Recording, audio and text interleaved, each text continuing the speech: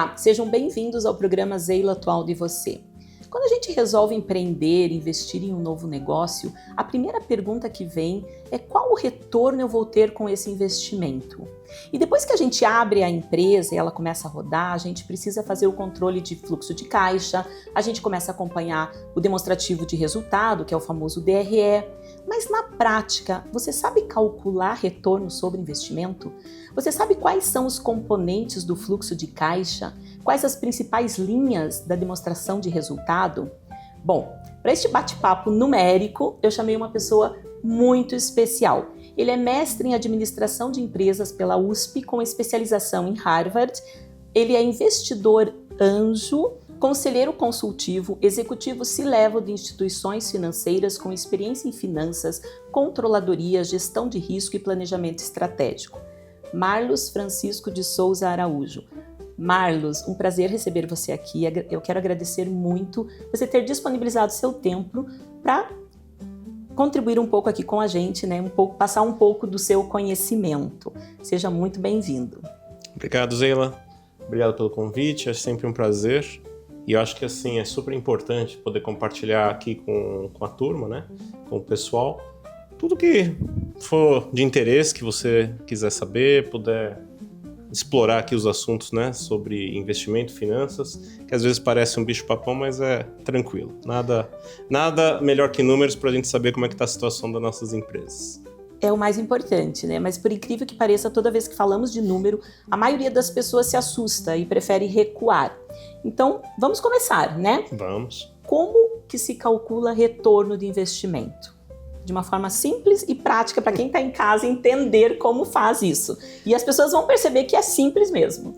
O retorno de investimento, acho que como qualquer aplicação financeira, a gente deve olhar quanto a gente, no final de um determinado período, pode ser um mês, um ano, o período que for, a gente conseguiu gerar de recurso adicional àquele investimento que a gente tinha. Então, pensando uma aplicação simples, né? Se eu fosse colocar o dinheiro na poupança, por exemplo, eu coloquei R$1.000. Se no final de um ano eu tenho 1.100, meu retorno foi R$100. R$100 sobre 1.000, 10%.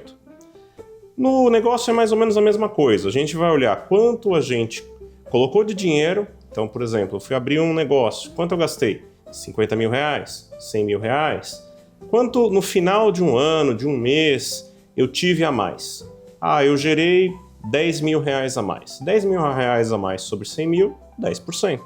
A grosso modo, sempre vai ser o mesmo princípio. É sempre você entender quanto a mais você conseguiu no final de determinado período daquilo que você colocou, e esse valor dividido pelo que você colocou é o percentual do teu retorno. Isso. E como que a gente faz isso no início de um negócio? Porque aí eu ainda não tenho o resultado feito, então claro, eu tenho que fazer projeção. Então, e é nesse momento, né, quando você vai decidir pelo investimento, principalmente abrir uma empresa, você começa a fazer os cálculos e nem sempre a gente tem todos os números, a gente faz estimativas.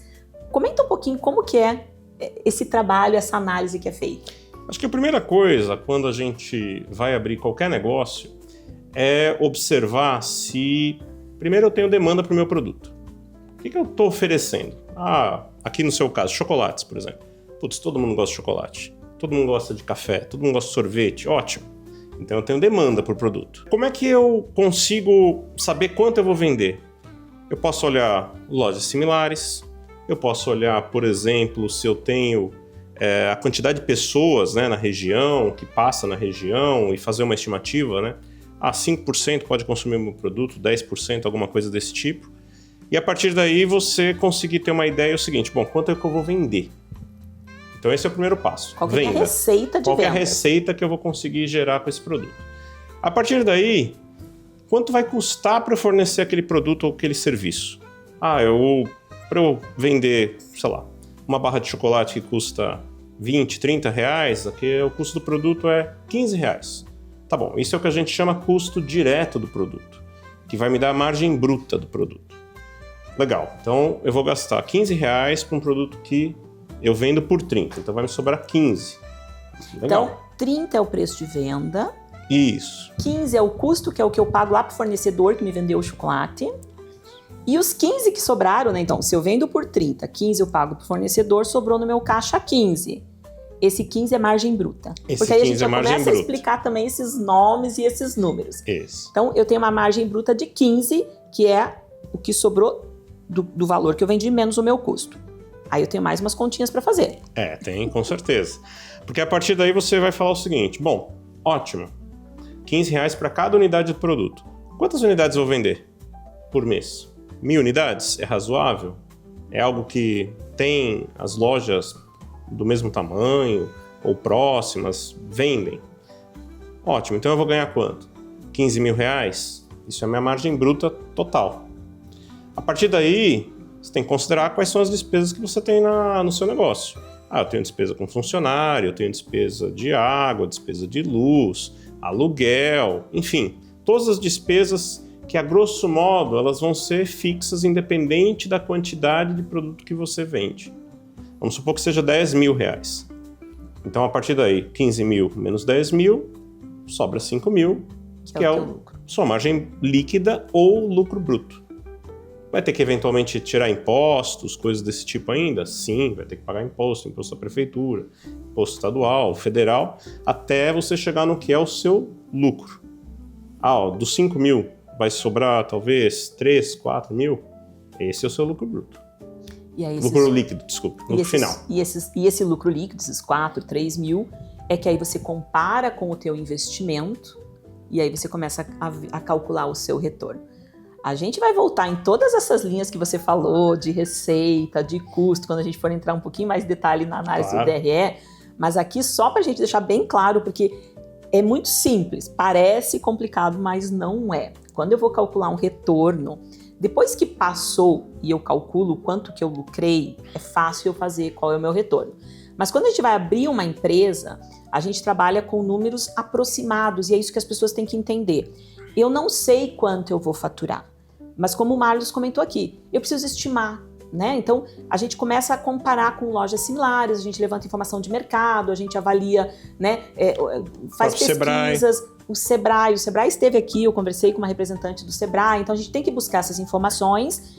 E Zeila, mas eu não sei, né?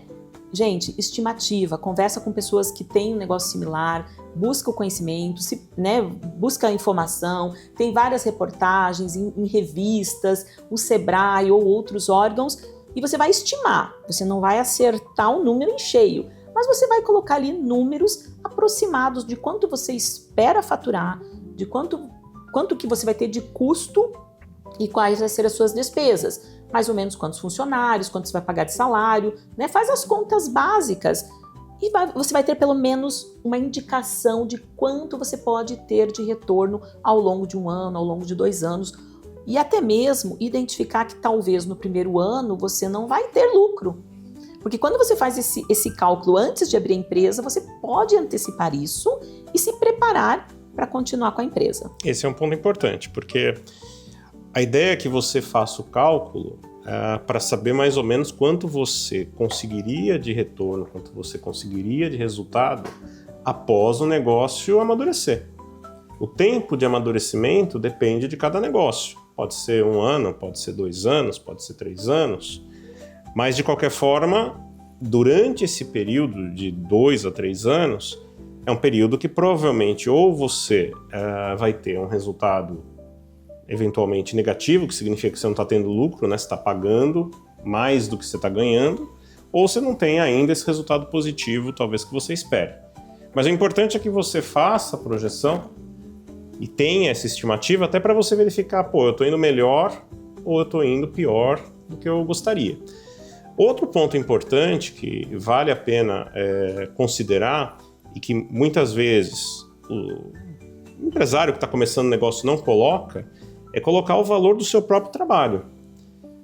Até para poder se comparar com uma aplicação de fato. Então não adianta eu falar o seguinte, legal, no final do mês eu tirei R$5.000. Tá bom, mas eu fiquei todos os meus dias na empresa me dedicando e R$5.000 pagou o seu trabalho? Porque se eu quiser eventualmente abrir um outro unidade, eu vou ter que provavelmente colocar alguém para cuidar daquela loja. E eu vou ter que pagar essa pessoa. Se eu tiver que pagar essa pessoa, então meu resultado não foi, na verdade, R$5.000. Eu teria que tirar desses 5 mil quanto custou para pagar essa pessoa. É super importante você ter comentado isso, porque quando a gente fala de uma loja, de um comércio, você tem o funcionário, você tem o custo do produto, né? Mas e quando você abre uma empresa de serviço, né? O custo é o meu tempo, é o meu trabalho. E eu tenho que, então, entender quanto que eu quero retirar todo mês como Prolabore, e isso faz parte da minha despesa, isso faz parte daquela conta, né? Para dizer, olha, o que eu faturo, menos as despesas e o custo do negócio funcionando, eu tenho que embutir ali o valor que eu quero retirar, porque isso também faz parte do negócio. Então, né? Ótimo. Bom, abrimos um negócio e vamos começar a fazer controle de fluxo de caixa, né? E acompanhar o resultado, até para ver se aquelas estimativas, aí sim, pessoal, né? Começou a empresa, terminou o primeiro mês, você vai falar, poxa vida, faturei 100 mil. Quanto que eu tinha colocado lá na minha estimativa para calcular meu retorno? Quanto que eu considerei que eu iria faturar no primeiro mês? Era mais? Era menos? E aí você vai ajustando os teus números para não ter surpresas depois de 1 ano, 2 anos, e aí muita gente acaba se frustrando. Como é que eu faço? Vamos falar um pouquinho de fluxo de caixa. Todo mundo fala, tem que controlar fluxo de caixa. Acho que a primeira... O que é controlar fluxo de caixa? Acho que a primeira frase, né, que o pessoal de mercado fala é mais ou menos o seguinte. Vendas é ego, lucro é conceito e caixa é rei. Caixa é rei, então, caixa manda. Então, no final do dia, o que manda é quanto você tem caixa e quanto você vai ter de caixa. Você gerar resultado não significa a mesma coisa que gerar caixa. Essa é a primeira coisa importante que todo mundo precisa ter muito claro. Eu posso gerar resultado, mas eventualmente eu posso estar consumindo caixa. Eu posso estar... E esse consumir caixa pode não ser um negócio ruim, mas significa que nós, enquanto empresários, enquanto empreendedores, a gente precisa ter fôlego para esse período. E o que diferencia um do outro? Vou pegar um exemplo simples. Se eu vendo minha mercadoria a prazo, vendo, vamos supor, tudo em cartão de crédito, tudo parcelado em 3 vezes. No primeiro momento não vai entrar nada de caixa, 0. Mas significa que eu não vendi, que eu não tive resultado? Não, significa que você teve resultado. No teu resultado vai ter a receita de vendas. Vai ter receita e despesa. Vamos supor que seja lá 1.000. Tem para estar 1.000 de receita. Exatamente. Mas não entrou entrou dinheiro nenhum. Essa é a diferença de caixa e resultado. Isso. E por isso que caixa no final é rei, porque é ele que vai falar o seguinte, eu tenho fôlego ou não para manter o negócio? Então assim, vamos pegar, continuando o exemplo, vendi em 3 vezes no cartão de crédito todas as minhas vendas. Isso significa que eu vou receber ao longo de 90 dias. 30, 60, 90. A mercadoria que você comprou, em quanto tempo você vai pagar para o seu fornecedor? Se você tiver que pagar à vista, significa que você pagou antes para receber em 30, 60 e 90. Você tem que ter o recurso para Você pagar. tem esse caixa para pagar? Se você não tiver esse caixa para pagar, você está numa situação muito complicada, porque aí ou você vai ter que recorrer a um empréstimo. E aí entra juros. E aí entra juros. Ou você vai entrar numa situação difícil da própria empresa. Você não vai conseguir, eventualmente, pagar de novo seus fornecedores. Por isso que o ideal que a gente comenta é que você consiga ter, primeiro, uma venda com prazo menor do que o prazo de pagamento. O que significa isso? Eu vendo para o meu cliente, vamos supor, em até 90 dias, só que eu consigo no meu fornecedor um prazo de 120 dias. O que isso significa? Que você sempre vai estar recebendo dinheiro antes de desembolsar. Agora, isso é fácil conseguir? Não, isso não é fácil conseguir. Só que, se você não conseguir, o que significa? Que toda vez que você aumentar as vendas, você vai precisar prever que você vai precisar de um caixa para financiar essas vendas. Vai ter que ter capital de giro. Que você vai ter capital de giro, o famoso capital de giro. O famoso capital de giro, que nós vamos continuar falando de capital de giro, mas quando a Milena entra, nós vamos pedir café. Vamos lá. O que vai ser para você? Cappuccino. Certo. Com acompanhamento de... Lá já tinha. Para vocês? Eu vou acompanhá-lo. Então, nós vamos voltar falando de capital de giro.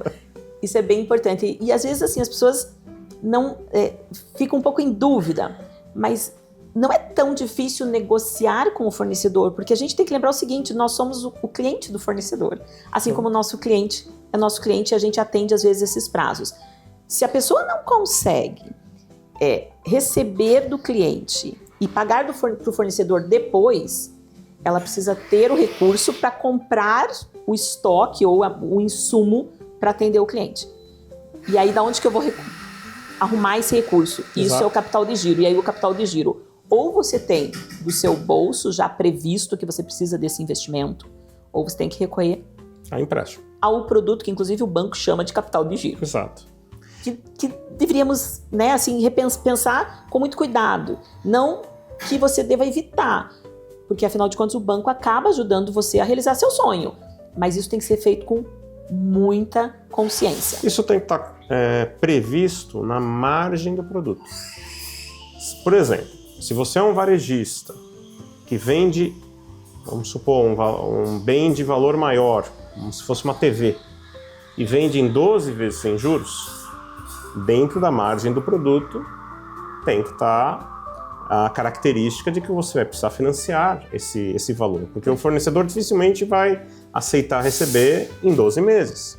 Ele vai querer receber em 4, em 5, em 3. E às vezes dentro do próprio mês. Eles fazem 15, 30, 45 dias. Exato. Isso significa que você vai precisar ter o recurso e que a margem que você tem naquele produto tem que pagar, eventualmente, o seu financiamento.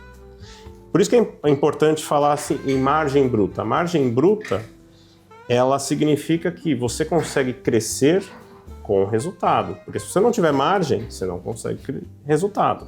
E se você não consegue resultado, você não consegue porque a margem manter bruta, o crescimento da empresa. Porque a margem bruta ela é a sobra do valor de venda menos o custo direto. Exato. E essa diferença que a gente chama de margem bruta, que é o que vai pagar as minhas despesas fixas, que vai pagar os meus financiamentos, os juros, e que vai ter que sobrar para o meu lucro.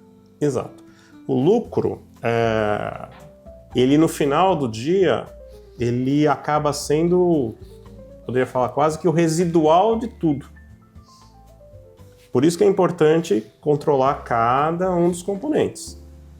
Primeiro é a venda, que é a linha, o que a gente chama de top line, né? A primeira linha da demonstração. Depois passa a vir todos os custos. Há o custo direto e os custos indiretos. Custo direto é aquele que, assim, comprei o produto, eu precisei pagar. O que é, a grosso modo, indireto é o que você tem algum poder de decisão depois que você adquiriu o produto. Que é o financiamento, que é funcionário, que é aluguel, que é Sim. todo o resto. Agora, veja que interessante. Nós estamos aqui falando, a gente começou falando dos componentes do fluxo de caixa e a gente passou pela demonstração do resultado, porque eles caminham juntos, né? Eu não consigo fazer, para eu fazer o fluxo de caixa, eu preciso saber de quanto eu vendi e da forma de pagamento que eu vendi, se foi à vista, que daí entrou dinheiro no caixa, se foi no cartão de crédito, qual é o contrato que eu tenho lá com a empresa do cartão, com o adquirente, se ela vai me repassar em 30 dias, se for cartão de débito, eles repassam em 5 dias, enfim, depende da negociação, mas eu tenho que passar por essas linhas para poder controlar o meu fluxo de caixa, porque eu tenho que saber quando eu vou receber o que eu vendi e quando eu vou pagar o que eu comprei. E aqui, quando eu faço esse controle, gente, não é só controlar, né, Marlos? Eu preciso tomar decisões sobre esses números. Exato. E não apenas quando eu vou receber, mas se eu vou receber. Esse é um Porque outro... dependendo como você vender, existe inadimplência, né? Sim. Por isso que a maioria do comércio não tem mais o famoso caderninho, né? Isso, e não aceita mais cheque também. Não aceita mais cheque. Mas se por acaso aceitasse, tem que pensar considerar que existe essa possibilidade. Tá te dando esse cheque, né? Acho que, e o próprio caderninho, né? Eventualmente a pessoa, assim, alguém muito conhecido, mas isso é um risco de você não receber.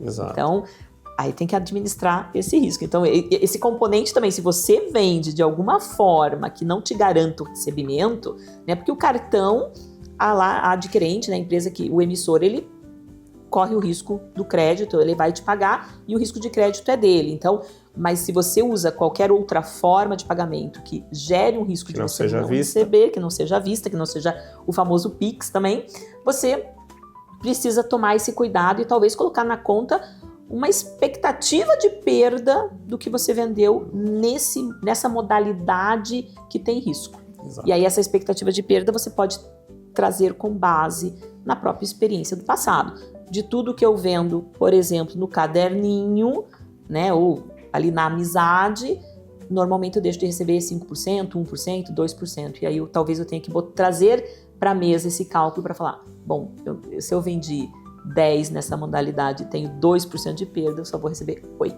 Exato. Então, são, como você comentou, todos esses componentes são decisões importantes que o empresário, o empreendedor, tem que tomar.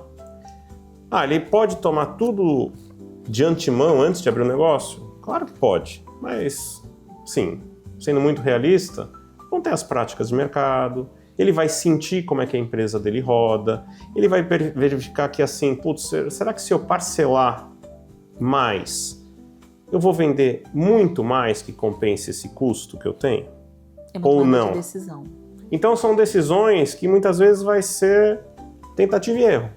Putz, tentei, funcionou, mantém. Tentei, não funcionou, não tem problema nenhum.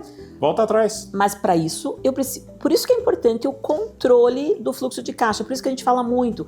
Até para você chegar com os fornecedores, revisar prazos. Poxa, eu comentei com o meu fornecedor que eu vou pagar em 30, 60, mas eu estou vendendo 30, 60, 90. De repente chegar para o fornecedor e falar, olha, a gente pode rever o nosso contrato, mas se eu não faço esse controle, se eu não faço essas análises, eu não entendo o porquê na hora de pagar os boletos eu não tenho recurso em caixa, sendo que eu vendi um monte. E eu ouço muito isso. Nossa, eu vendi um monte e não tenho dinheiro para pagar os boletos. Isso. Agora, claro, né? Parece simples, mas também uma das primeiras lições é dinheiro da empresa é uma coisa, dinheiro do empresário é outra. Sem dúvida. Por isso que é importante, dentro da visão do resultado da empresa, ficar claro qual a remuneração do empresário. Ela tem que estar lá. Até para saber o seguinte, tá bom, isso aqui é dinheiro meu enquanto empresário e empreendedor. Isso aqui é dinheiro da empresa e, portanto, tem que ter o caixa para pagar todas as obrigações. Aí vem uma outra questão, que eu trabalhei durante muito tempo com isso, que é as projeções, o orçamento. Eu faço orçamento todo dia? Não. Mas eu olho para ele todo dia? Olha. Tem que olhar. Olha. Isso é importante. Reforça bem isso, que essa parte é bem importante. Eu tenho que fazer o orçamento e aí, eventualmente, você faz um orçamento, às vezes até para o ano, e vai acompanhando para ver como ele vem se comportando. Exato. Isso é importante. Você acompanha. Se tiver algum desvio relevante ou tiver alguma ocorrência importante na vida da empresa, né, qualquer que seja ela. Por exemplo, eu montei um negócio num determinado local e ali, por exemplo, eu moro em São Paulo, então vou exemplificar. Abri uma estação de metrô. Dependendo do negócio, isso muda radicalmente. Você passa a ter uma demanda totalmente diferente, você vai precisar ter mais funcionários, você vai precisar talvez abrir em outro horário, isso vai requerer que você olhe a sua projeção e fale, bom, é outra coisa. Então, são coisas que o empresário vai ter que sentir no dia a dia se merece uma revisão ou não. E outro ponto importante, né? Que muitas vezes, talvez a gente acaba lendo o jornal, mas não trazendo para a nossa realidade. O que acontece na economia, na decisão do Banco Central de juros, crescimento, coisas desse tipo, impacta o nosso dia a dia, todo dia. Então é muito importante você estar bastante antenado com todas essas ocorrências. Isso vai mudar talvez a sua perspectiva futura. Eu vou ter mais inflação, vou ter menos inflação, a economia vai crescer mais, vai crescer menos. O que vai acontecer? Porque isso deveria nortear a minha decisão de investimento. Investimento, por exemplo, em estoque. A economia vai crescer mais? Então talvez eu devesse ter mais estoque.